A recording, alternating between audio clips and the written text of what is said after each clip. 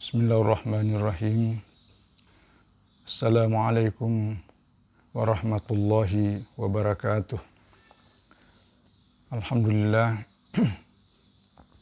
sebagai kelanjutan dari pembahasan yang lalu berkaitan dengan terminologi hadis.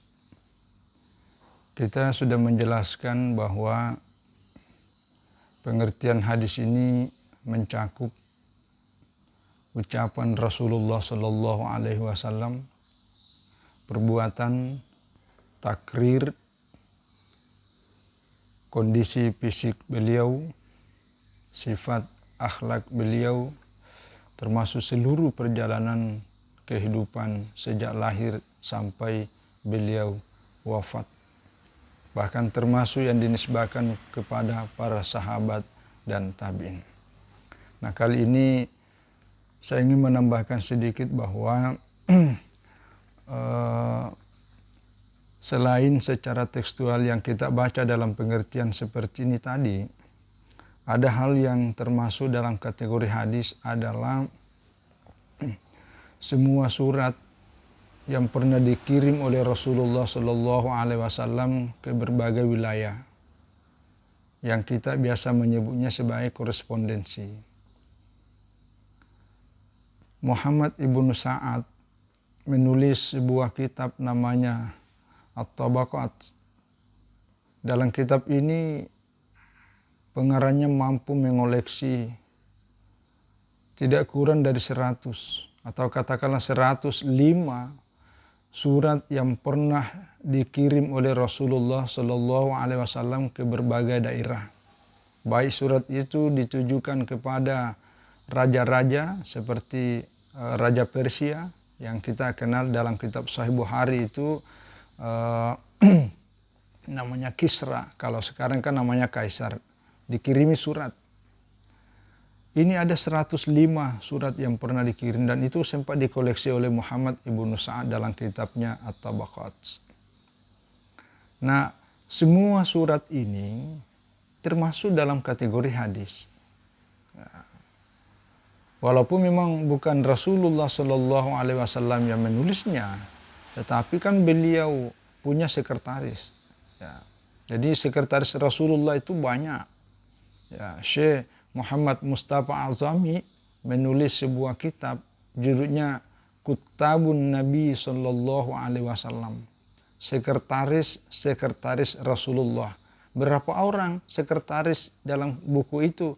Ada 65 orang tercatat sebagai sekretaris Rasulullah Sallallahu Alaihi Wasallam. Ini menunjukkan bahwa beliau seorang manajer yang agung luar biasa. Jadi ketika ada surat yang ditujukan kepada raja, penguasa, tentu membutuhkan bahasa-bahasa yang sesuai dengan audiens yang akan dikirim surat.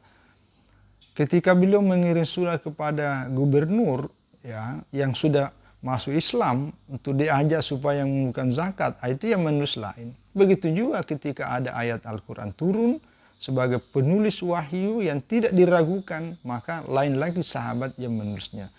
Luar biasa. Ketika nanti ada perjanjian, misalnya Piagam Madinah, kita akan singgung sedikit nanti tentang Piagam. Itu udah ada sahabat. Jadi Rasulullah Shallallahu Alaihi Wasallam menyiapkan, dikelilingi banyak penulis yang kita kenal sebagai kutab. Bahasa Indonesianya namanya sekretaris. Ini luar biasa.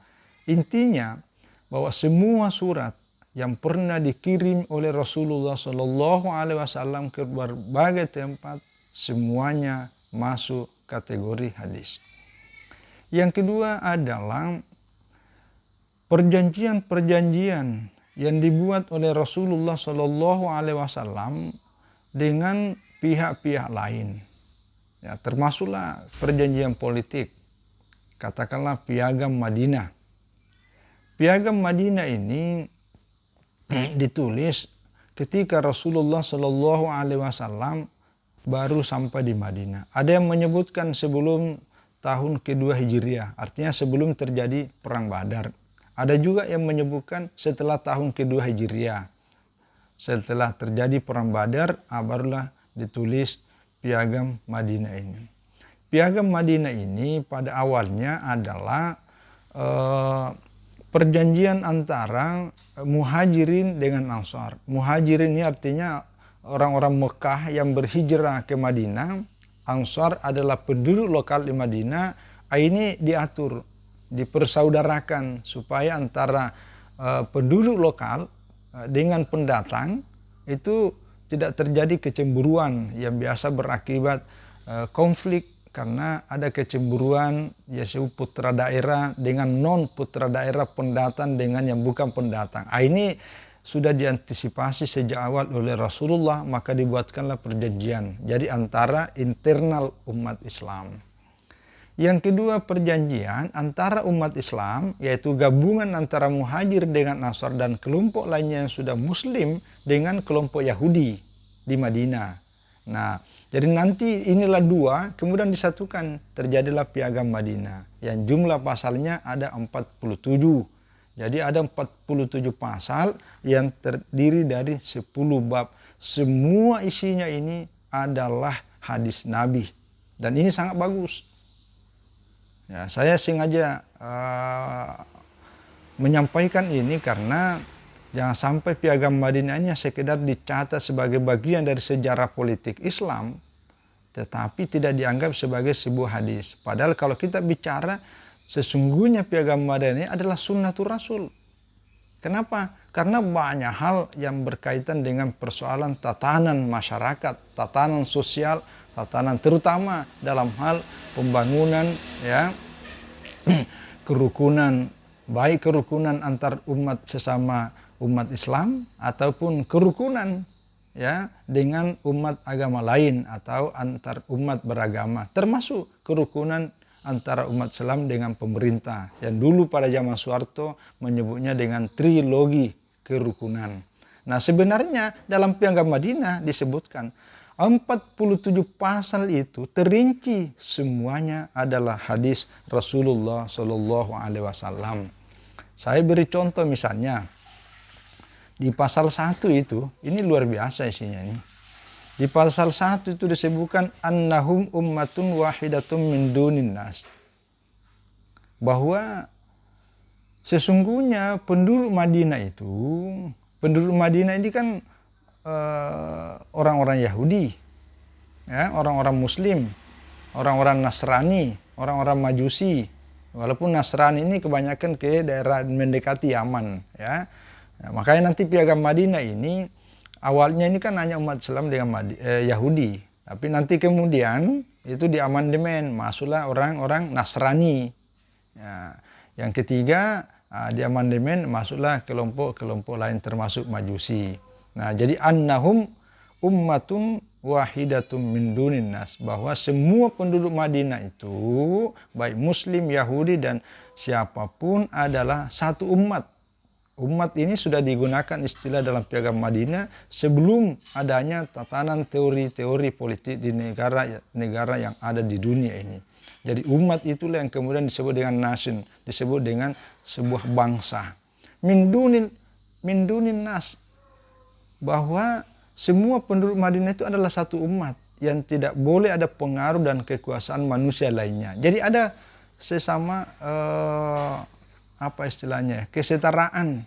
Jadi tidak boleh ada satu kelompok menguasai kelompok yang lain. Ini luar biasa. Itu disebutkan pada pasal 1. Jadi ini sudah bicara tentang hak asasi. Hak asasi manusia itu adalah diberikan kebebasan untuk sama dengan orang yang lain. Ini adalah hadis dalam Piagam Madinah. Yang kedua, ya dari 40 pasal ini kan tidak mungkinlah saya menyebutkan semuanya. Saya mengambil contoh saya sebagai materi pembelajaran bahwa selain mengenal hadis juga ada pesan-pesan, ya, yang mau disampaikan. Dalam pasal 16 disebutkan bahwa wa annahu man tabi'ana min yahudin fa inna lahu an-nasru wal lusadu ghairil mazlumin. Jadi bagi penduduk Madinah apapun agamanya, ketika dia mengikuti kepada Rasulullah sebagai kepala negara Madinah, termasuk dari kalangan Yahudi, fa inna lahu an-nasru, maka dia berhak mendapat bantuan, dia berhak mendapat pertolongan. Yang penting dia tunduk kepada kebijakan negara Madinah di bawah kepemimpinan Rasulullah Shallallahu Alaihi Wasallam. Ya. Dan tak boleh sedikit pun dizalimi hak-haknya. Nah, ini dalam Piagam Madinah. Jadi tidak ada alasan karena orang itu berbeda keyakinan dengan kita, maka kita boleh berbuat seenaknya. Itu tidak ada alasan. Karena itu diatur dalam Piagam Madinah dan ini adalah hadis. Contoh ketiga saya menyebutkan di sini adalah wa anna Yahuda Bani Auf. Ya. Adapun sesungguhnya orang Yahudi dari Bani Auf. Jadi dalam Piagam Madinah ini setahu saya pernah menghitung ada 27 nama suku Yahudi disebutkan dalam Piagam Madinah. Jadi Yahudi itu ada 21 suku disebutkan dalam Piagam Madinah. Saya tidak tahu kalau masih ada suku-suku lainnya yang tidak tergabung dalam Piagam Madinah ini. Jadi luar biasa. 21 ini suku ini kan pasti punya sifat, punya karakter yang luar biasa. Nah, inilah dikendalikan oleh Rasulullah Shallallahu Alaihi Wasallam melalui pendekatan politik. Ya, inilah disebut dengan diplomatik politik. Jadi adalah hadis luar biasa. Apa kata Piagam Madinah? Wa anna Yahuda Bani Auf ya ummatun ma'al mu'minina. Jadi orang-orang Yahudi dari kalangan Bani Auf itu juga adalah sebagai bagian dari umat ma'al mu'minina beserta orang-orang mukmin yang ada di Madinah. Jadi berada dalam satu kesatuan yaitu di bawah negara Madinah, orang Yahudi Bani Auf dengan umat Islam. Baru sambungannya lil Yahudi dinuhum walil muslimina dinuhum. Jadi bagi orang-orang Yahudi diberi kebebasan untuk menjalankan sesuai keyakinan dan agamanya masing-masing. Walil muslimina dinuhum, bagi umat Islam juga diberi kebebasan untuk menjalankan ajaran agamanya masing-masing. Ini luar biasa. Jadi inilah yang saya sebutkan bahwa Piagam Madinah ini sangat bagus diterapkan pada masyarakat yang heterogen, masyarakat yang majemuk sebagaimana halnya yang terjadi di Indonesia. Jadi sekali lagi inilah sekedar contoh. Bahkan ya ada lagi pasal, tadi saya lupa nih pasal berapa tadi ini, menyebutkan bahwa apabila Madinah ya diserang oleh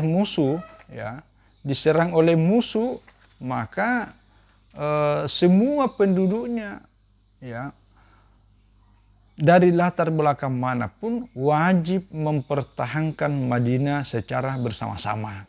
Nah, jadi artinya demi kepentingan negara yang lebih besar maka seluruh perbedaan itu kemudian lebur menjadi satu kesatuan demi untuk kepentingan negara. Nah, ini luar biasa. Itu ada dalam Piagam Madinah bahwa setiap ada penyerangan wa anna kulla ghaziyatin, itu dalam Piagam Madinah itu bahwa setiap penyerangan terhadap ini itu sama dengan gazat ma'ana, dia telah menyerang kami, yaitu menyerang negara Madinah secara bersama-sama. Maka setiap antara satu dengan lain wajib mempertahankan Madinah secara bersama-sama.